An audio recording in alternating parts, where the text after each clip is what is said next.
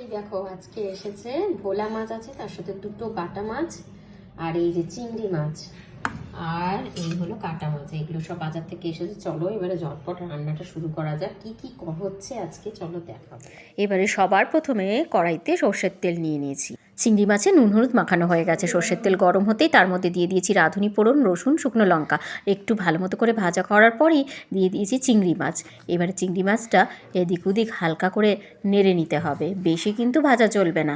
তার মধ্যে এরপরে আমি মিশিয়ে দিয়েছি টুকরো করে কেটে রাখা আলু। এইভাবে যদি আপনারা লাউ দিয়ে লাউ চিংড়ি বানান তাহলে কিন্তু দারুণ লাগবে, জাস্ট জমে যাবে খেতে।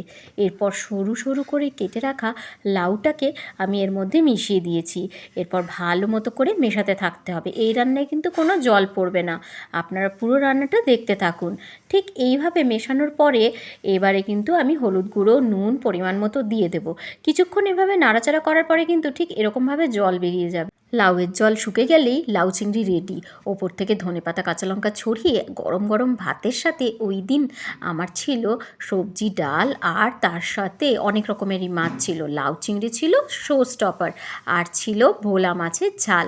এই ছিল আজ আমার রেসিপি। আশা করি ভালো লেগেছে।